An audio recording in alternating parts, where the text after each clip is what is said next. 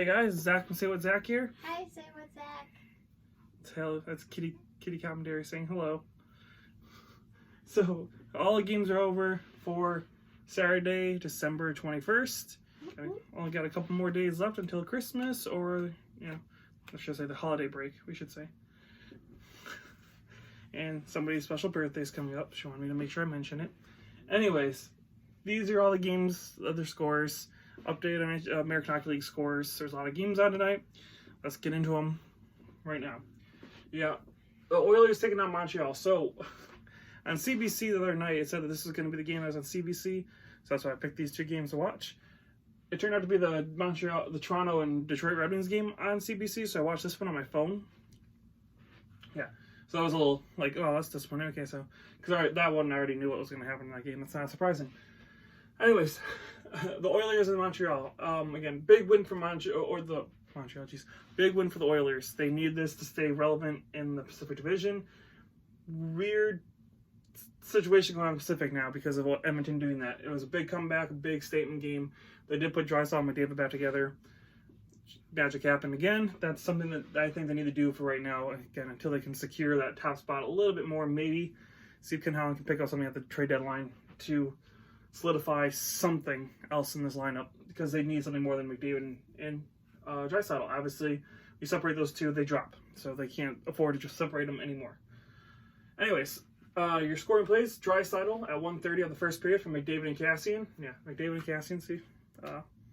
And that top line, again, if you watch our top line videos, you know that top line is just ridiculous. Archibald would score at 11:51 on the first from Bear and Nygaard. I have both the rookie cards. I'm hoping they'll continue this to be a good defensive pair for this Edmonton team in the future. Petrie would score at 14:19 on the first period from Danault. Petrie would score unassisted at 14:19 in the first period. Then Danault would score at 8:29 of the second period from Petrie and Suzuki. So Petrie does get 3 points tonight. McDavid would score at 15:40 in the second period from Draisaitl and Nugent Hopkins. So again, Draisaitl and McDavid getting multiple points in this game. Max Domi gets a goal at 1:09 of the third period from Lankinen and Petrie. So again, Petrie has those 3 points. Then Riley Sheahan gets one at 7:48 with shorthanded in the third period from Archibald. So Riley Sheahan, again, he used to be a Red Wing. It's nice to see him playing again for another organization. It's good to see him getting a point, because I think, was it 2 years ago? He got his only goal was in the last game of the season against the New Jersey Devils or something like that. I think it actually may have been 3 seasons ago now. I think it was one of the last goals scored at Joe Louis, I believe. But yeah, it's good to see him get goals anytime he does. Your shots on net are 26-26, so even shots on net. Your season series is now 1-0 with the Oilers, and your final 4-3 for Edmonton. So again, big 2 points for Edmonton tonight. Montreal just came out just a little short, which does drop them out of a playoff spot again, because that Atlantic Division is ridiculous right now. Your 3 stars are McDavid, Petrie, and Archibald, so 2 out of 3 were from Edmonton, no surprise. And your current records, 20-15-4 for Edmonton and 17-13-6 for Montreal. Those are your current records for those 2 teams. Jumping over to the Vancouver-Pittsburgh game. Again, if you guys watched the preview, I was wearing Pittsburgh socks. I thought Pittsburgh was going to take this one. I was very wrong. Vancouver, big game. So they're on a 2-game winning streak now, taking out Vegas and Pittsburgh, who are both in playoff spots right now and looking very good. This is a good thing for Vancouver. They're finally starting to push, and they're only 1 point now behind Calgary, which is good. They are, again, I just did the top line video a couple days ago. If you watched this top line, this team has some good talent. They should be pushing for a playoff spot, at least the wild card, I would say. Maybe not top tier of the league, but they're definitely a wild card, I would think. So I think it's going to be good to see them fighting for that playoff spot for the rest of the way, hopefully. Your scoring plays. Virtanen scores at 15:10 of the first from Myers and Roussel. Then JT Miller scores, and this is a weird one too. So they had a 5-on-3 very early on. They score on it, but then they reviewed it. It was offsides like a minute before that. So they took the goal away, because if you're new to the rules, if the play is offsides, no matter how far back it is, it's offsides. The play's dead. They put the time back on the clock. It's a whole thing. It was one of those bullcrap things. JT Miller got the goal. They took it away from him, but he came back and got this one at 17 minutes of the first period from Fantenberg and Tanev.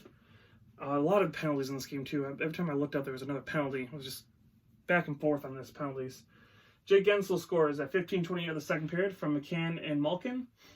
Elias Pettersson, yes, he's the leading goal scorer for the Vancouver Canucks, or points producer for the Vancouver Canucks, which is good because, again, I have them both fantasy leagues. He scores at 16:12 of the second period from Myers and Miller. So Miller had a big night. And then Brock Boeser scores at 14:31 of the third period from Pettersson. So Pettersson with a goal and assist. Yes. Season series is now tied. Your shots on goal are 14-29. So yeah, only 14 shots. At least that's what's saying in the app for Vancouver. So they scored on 4 of their 14 shots. That's amazing. And really bad for Matt Murray, especially with the way Jari's been playing. It's looking like Jari's definitely going to be the starter from now on. And might be hearing some calls about Matt Murray soon. We'll see. Your final is 4-1 for Vancouver. Your 3 stars are JT Miller, Elias Pettersson, and Jacob Markstrom. Markstrom was amazing in this game. They need to sign him. He needs to stay there. They need that consistent number 1 goalie. Maybe Thatcher Demko. You get rid of Thatcher Demko. I would think it's easier to make a decision between Demko and DiPietro than Markstrom. They need Markstrom. He's a starter goaltender. He's shown that he can play in Vancouver. That's something they've needed for a long time now. Since Luongo was playing pretty decent, they haven't really had a good number 1 goalie. They have it in Markstrom, I think. So keeping him is their priority, I would think, in the offseason. Their current record's now 18-15-4 for Vancouver, 21-11-4 for Pittsburgh. Again, Vancouver wins this one 4-1. Your other scores: Buffalo beats the LA Kings 3-2. You got Anaheim beating the New York Islanders 6-5 in a shootout. So big win for Anaheim, taking down the really good New York Islanders right now. So that's a big win for them. To say kind of, I don't want to say relevant. I guess, yeah, they're about 6 points out. I don't see that happening. I don't see them catching up, but still, it's good to get the win, especially after a couple of games of losing. Winnipeg goes in and stomps Minnesota 6-0. That's a huge win for Minnesota. Big win for Winnipeg. Loss for Minnesota. Minnesota, they need to get some points. They've lost a couple now, and they are starting to drop back rapidly from a playoff spot. So they need to get back on the ball here. So only 2 points out, but there are teams like Nashville starting to catch up. They need to get these points. And I've heard rumors that the next year Winter Classic, which I'm hoping to go to, is going to be Minnesota and Winnipeg in Minnesota. That would be awesome. That would be an awesome game to go to. Nashville takes out Boston at 4-3 in overtime. So again, big points for Minnesota. Boston still squeaks out another point. They've given up on the whole 2 points. They just want 1 point every game now. That's all they care about. Philadelphia beats the Ottawa Senators 5-4 in a shootout. Yeah, Ottawa. Again, getting another point. They are only 4 points back from Tampa and 7 points out of playoff spot. Again, it's a long shot, but they might, I don't know. I would like to see them push in somehow. I don't know. I don't know if it's even good for the franchise at this point, but it would be fun to see them do it. Anyways, the Washington Capitals beat Tampa Bay 3-1. You got Florida beating the Carolina Hurricanes 4-2, so big win for Florida over a really good, hot Carolina team right now. Toronto beating Detroit, no surprise there. Detroit did lose Bernier in the first 5 minutes of the game. He got injured. And then Anthony Mantha gets taken out. I'm assuming maybe he has a concussion. We'll see. He was thrown down to the ice after starting a fight. Got escorted off the ice. So yeah, so Detroit just loses more pieces in a season that we could all forget. Columbus beats New Jersey 5-1. So again, big win for Columbus. Columbus now jumps over New York Rangers for the third from the bottom in the Metro Division. So again, maybe it's a long shot, 7 points out, but still maybe. Big one, which is why I'm wearing also wearing Columbus Blue Jackets hat for the big win, and then Chicago, big win over Colorado.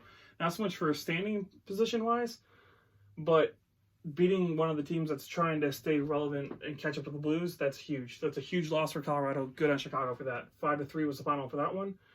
And then the last game of the night was St. Louis beating San Jose 5-2. Again, St. Louis, again, one of the best teams in the league, next to, I would say, probably Capitals.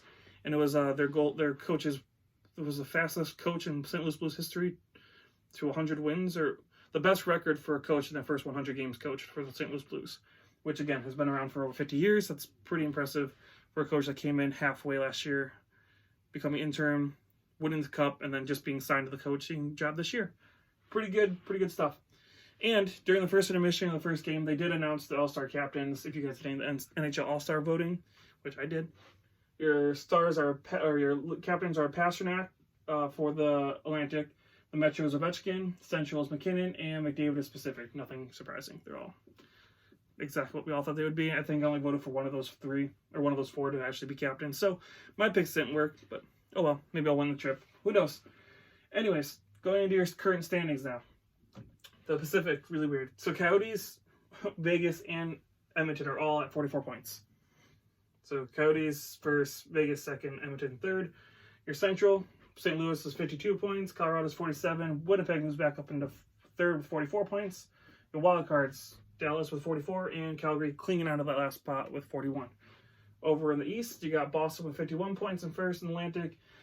Toronto moves up to second with 42 points. Florida jumps in with 41 points in third. Over in your Metro, Capitals still have the league, 57 points. New York Islanders are at 49, squeaking out a point. Pittsburgh at 46. And your wild cards, Carolina at 46 and Philadelphia at 45. So again, not a whole ton of movement, but yeah, the big one is that Edmonton will stay with the Vegas Golden Knights and Coyotes, and that Toronto and Florida both jump back in the playoff spot, or should I say Florida jumps into a playoff spot, Toronto jumps up a spot in the playoffs. So a lot of stuff going to be happening on this side of the board, almost every review I do, so keep an eye on that. The American Hockey League, there's not a whole lot of top switching around, like the top teams are pretty much still the top teams. Hartford and Providence, I think, are my favorite. They're just, every night I look, they just swap places, 41, then like 39, and 41. It's just, those are probably the best ones to watch. I constantly have to erase and rewrite those two. Utica and Toronto also, they keep battling for that second place in the North. Overall, yeah, those are the biggest ones. Iowa and Rockford also fighting for that second place. We signed the Milwaukee Admirals are definitely going to win that division, I think. There's just, yeah, there's no way they have, a 13-point lead over Iowa. Yeah, they got the decision. Anyways, those are kind of some quick little rundowns of your American Hockey League stuff, your National Hockey League, all their scores, and current playoff standings. Again, if you guys like the videos, give us a like and subscribe. Hope you guys enjoy it. It's fun nights to watch hockey. Me and Kitty Commentary sit down, we watch it, we get some food, and watch hockey and do a nice little review for you guys. So again, hopefully you guys like it. If you do, give us a like and subscribe. This is Zach from Say What Zach here, and we'll talk to you guys again later. Bye.